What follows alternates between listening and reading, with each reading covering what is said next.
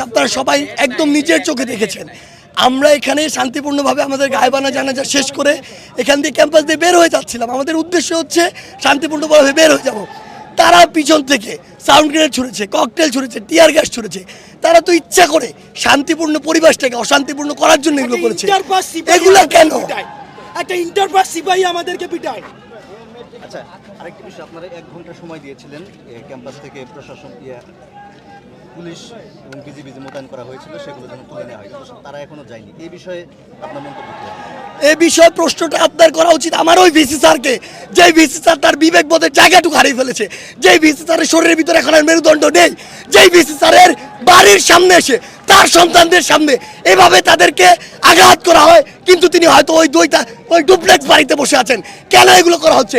তার ইশারা ছাড়া এই স্বায়ত্তশাসিত বিশ্ববিদ্যালয়ে কোনোদিন এই এপিবিএন, পুলিশ, র্যাব, সোয়াট এগুলো আসতে পারে কখনো? তাহলে তারা এসে শান্তিপূর্ণ একটি জানাজাতে কিভাবে আমাদের উপর আক্রমণ করে, তাও শয়তানের মতো, চোরের মতো, কাপুরুষের মতো পিছন থেকে আক্রমণ করেছে, আপনাদেরকে আক্রমণ করেছে। তারা বলুক আমরা তাদেরকে একটা ঢিল ছুঁড়েছি, কিচ্ছু করিনি, আমরা শুধু চলে যাচ্ছিলাম, কিন্তু তারা এই কাজগুলো করছে। তার মানে তারা চায় না শান্তিপূর্ণভাবে কিছু হোক, তারা ইচ্ছা করে এগুলো করেছে।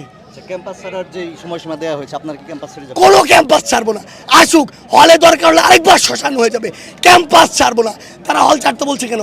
আন্দোলন নষ্ট করার জন্য। পৃথিবীতে কোনো মহামারী চলছে যে আমার হল ছাড়তে হবে? হল ছাড়বো না। সন্তানদের উপরে এভাবে নির্যাতন চালিয়েছে, সেটার এক্সপ্লেনেশন দিয়ে আমাদেরকে এখান থেকে নিয়ে যাবে। আমরা শান্তিপূর্ণ কর্মসূচি শেষে আমরা চলে যাচ্ছিলাম, আমাদেরকে পুলিশ পিছন থেকে আমাদেরকে টিয়ার শেল, তারপরে হচ্ছে সাউন্ড গ্রেনেড, আমাদেরকে ককটেল, আমাদেরকে গুলি চালিয়েছে ওনারা। আমাদের অসংখ্য ছাত্র এখানে আহত হয়েছে। স্যার এখানে এসে আমাদেরকে ব্রাশ ফায়ার করে এখান থেকে নিয়ে যাবে, অথবা উনি প্রপার এক্সপ্লেনেশন দিয়ে এখান থেকে নিয়ে যাবে। আপনার চোখে পানি দিচ্ছে লাল অনেক, এই টিয়ার শেলের কারণে।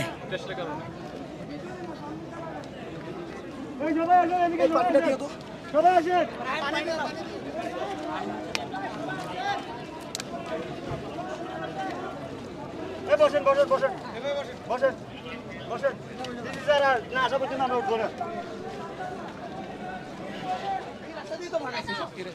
এই রাস্তা দিয়ে পুরো পালা গেছে সবাই। তখন কোথায় ছিল? পলাশির ওখানে ওরা দাঁড়াই ছিল। আমি রাস্তা দিয়ে দৌড়াই ব্রিটিশ কাউন্সিলের সামনে আমরা পিটাইছে। এখানে 100টার উপরে জুতা পড়েছিল। পোলাপান কিভাবে দৌড়ানি দিছে তাহলে ভাবেন। রক্ত বইছিল, এখানে দাঁড়াইছিল। পুলিশ তো পলাশির মোড়ে দাঁড়াইছিল চারপাশে। আসেই নাই তারা। তারা জানে যে এটা হবে, তারপরেও আসে নাই। কেউ আসে নাই এদিকে। ওকে লাগছে ওটাতে। দেখছেন কোটা আন্দোলন শিক্ষার্থীরা, তিনারা কিন্তু এখানে